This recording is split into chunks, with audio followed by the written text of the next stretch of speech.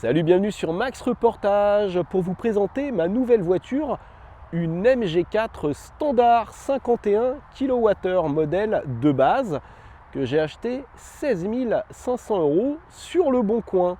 Comme quoi, on peut faire des affaires avec l'électrique en ce moment, puisque personne n'y croit, c'est le moment d'acheter. Mais tout d'abord, jingle.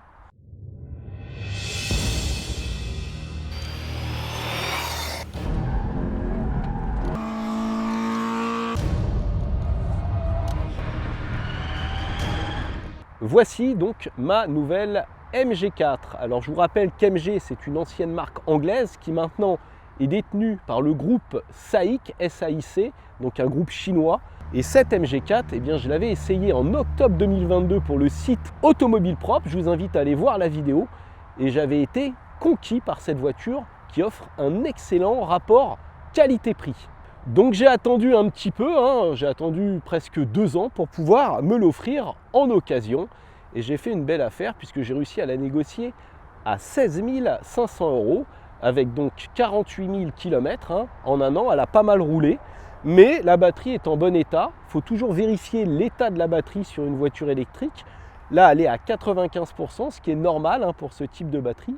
Et surtout, ce qui est très important, c'est d'avoir une garantie, puisqu'aujourd'hui, il n'y a pas encore suffisamment de garages qui peuvent vous mettre des batteries reconditionnées. Donc, il faut être sûr que votre batterie soit garantie longtemps. Mais pour que la garantie s'applique, il faut que l'ancien propriétaire ait fait une révision par an ou tous les 24 000 km, ce qui est le cas sur ma voiture. Les batteries alimentent un moteur synchrone à aimant permanent qui est situé à l'arrière, donc c'est une propulsion. Et ce moteur offre 170 chevaux sur cette version de base. Alors revenons sur les spécificités de ce modèle d'occasion que j'ai acheté. Donc vous voyez qu'elle est blanche, c'est la couleur de base, sans option. À l'avant, eh bien, vous voyez, on a ce capot nervuré aussi, donc ça fait très sportif. Et vous voyez qu'à l'arrière, on a ce becquet là. Sur les modèles supérieurs, on a un autre becquet ici. Alors l'ancien propriétaire a fait surteinter les vitres latérales et même la vitre arrière. Alors la peinture n'est pas terrible, il y a déjà des petits pocs. En revanche, les pneus Kumho Solus ont plutôt bien vieilli eux. Moi je serais tenté d'ajouter des jantes en alliage. Il faut compter environ 1 000 €. Maintenant j'ai vu sur mon partenaire Ovoco.fr qu'on pouvait aussi mettre des enjoliveurs de première génération qu'on trouve aussi sur les MG ZS. Vous voyez, j'en ai même trouvé à 35 € les 4, donc ça peut être intéressant. On peut trouver d'autres pièces d'occasion de MG4 sur le site ovoco.fr puisque ça regroupe des milliers de vendeurs dans toute l'Europe et ça permet d'être livré assez rapidement, de faire de bonnes affaires et ça évite aussi de refabriquer des pièces. Donc c'est à la fois économique et écologique de passer par ovoco.fr. Alors le gros avantage de ce site, c'est que la livraison est rapide, entre 2 et 7 jours. Et en cas de problème, vous avez 14 jours pour renvoyer la pièce et vous faire rembourser sans condition. Si vous voulez en savoir plus, je vous invite à cliquer sur le lien qui se trouve ici, en dessous, dans le descriptif de la vidéo. N'oubliez pas, c'est très important pour moi, ça me permet de vous faire d'autres vidéos. Alors rappelons que cette MG4 est une voiture compacte, elle fait 4,29 m de long.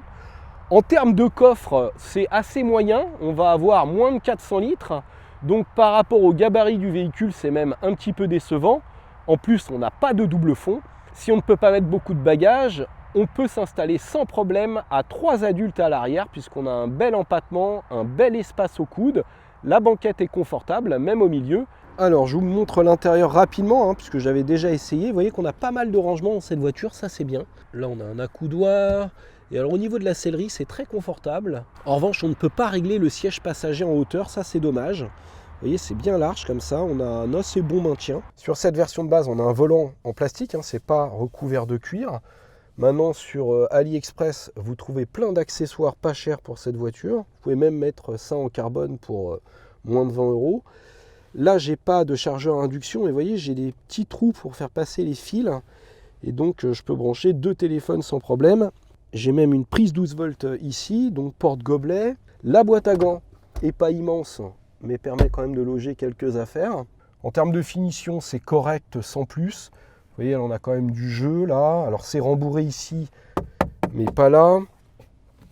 Ici, c'est des plastiques qui ont l'air solides, mais qui sont assez basiques. Il n'y a pas d'antidérapant. Et puis vous voyez même là au niveau des soudures, c'est pas exceptionnel. Maintenant, ça fait le job surtout pour le prix. Et puis surtout, on a une assez bonne visibilité dans cette voiture. Vous voyez, il y a de belles surfaces vitrées.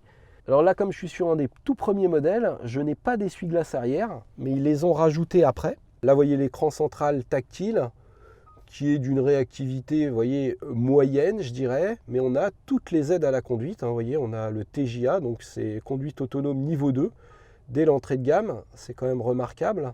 On a aussi Apple CarPlay, Android Auto. Alors parfois, c'est pas très stable, ça se déconnecte un petit peu.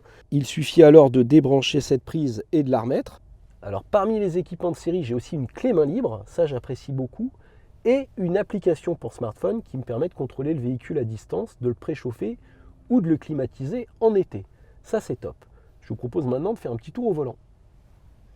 Allez, on démarre. Je commence par une petite marche arrière, ça va vite avec la molette.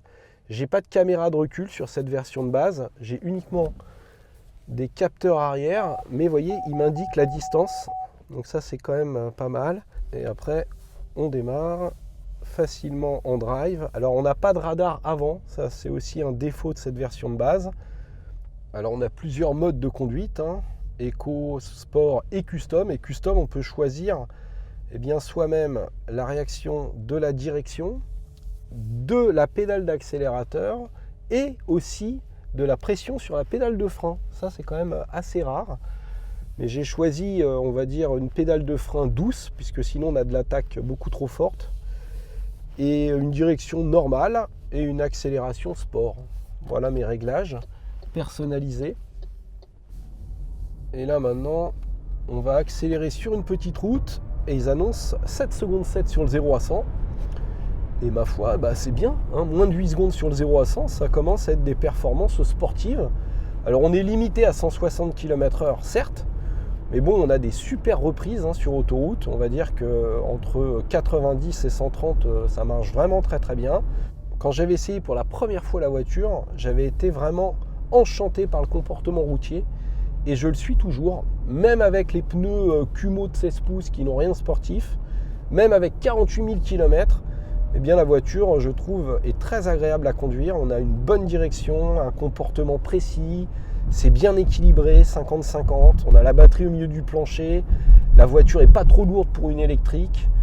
Alors on peut régler le freinage régénératif sur plusieurs modes, via l'écran de contrôle aussi. Maintenant quand on a le mode le plus puissant, ça ne va pas jusqu'à l'arrêt complet du véhicule, il faudra quand même freiner. Maintenant il faut savoir que quand vous êtes à 100% de batterie, le freinage régénératif ne fonctionne pas. Vous en aurez à partir, je dirais, de 93% d'autonomie. Parce que quand elle est pleine, la batterie, c'est logique, elle ne peut pas récupérer d'énergie. Donc là, vous voyez, je suis sur un revêtement qui est assez dégradé. Je passe sur des plaques d'égout en ville, etc. Et ça filtre très bien. La seule chose, c'est qu'on entend les suspensions travailler. Donc on a des bruits sourds qui sont un peu désagréables. Mais en termes de confort d'amortissement, franchement, il n'y a rien à dire. C'est très très bien. Même si la voiture est basse. On peut aussi avoir quelques bruits de haillons. Et alors pour ça, il faut resserrer en fait les butées du haillon. Elles peuvent se régler, il faut le savoir. Alors comme chez Tesla, on a des mises à jour à distance de la voiture, mais il y a aussi pas mal de mises à jour qu'il faut faire en concession. Il faut se déplacer. L'avantage d'MG, c'est qu'il y a quand même un réseau de distribution qui est très étoffé. Alors à la remise des gages, je fais attention parce que les Kumho sont bien sur le sec. Sur le mouillé, ils sont un peu glissants et c'est une propulsion. Elle est très joueuse. Donc elle bouge un peu de l'arrière. Heureusement, on a un anti-patinage qui intervient vite. Maintenant, même avec 48 000 km, la voiture est très facile à conduire et surtout, on a un excellent freinage. Là, je vais freiner 1, 2, 3. Voilà. J'ai mon frère Frédéric Haas, que je salue pour l'occasion, qui est mesureur chez AutoPlus Autojournal et qui avait fait d'excellentes distances de freinage avec cette voiture. Il en a même acheté une, mais il l'a revendue pour prendre une Tesla. Parce que quand on est habitué à Tesla, qu'on va sur une MG4, évidemment, on descend en gamme. Maintenant, quand on n'a jamais eu de voiture électrique, cette MG4 fait parfaitement l'affaire. Allez, on entre sur voie rapide.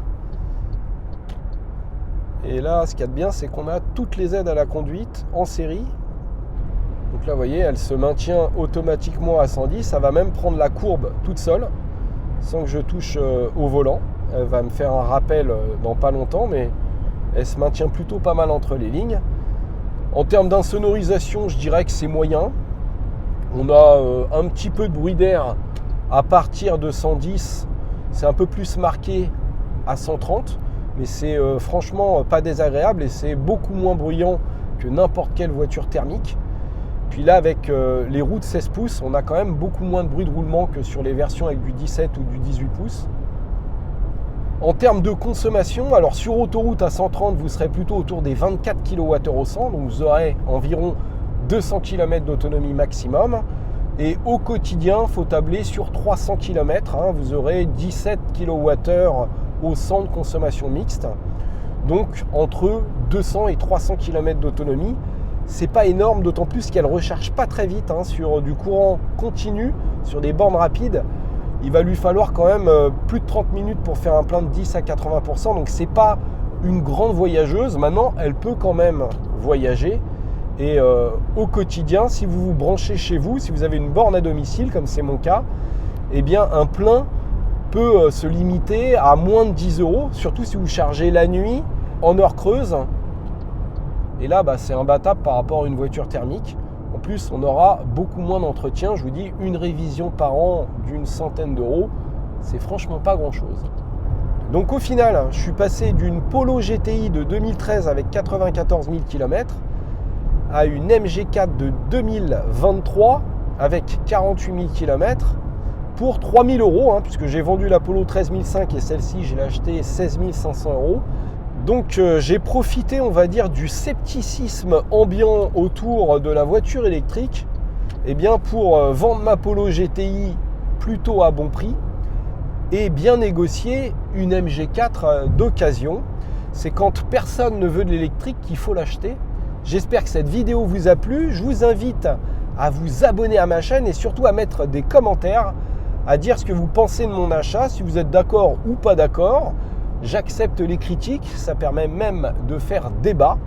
Donc n'hésitez pas à me critiquer ou à me féliciter, mais c'est la critique qui fait avancer.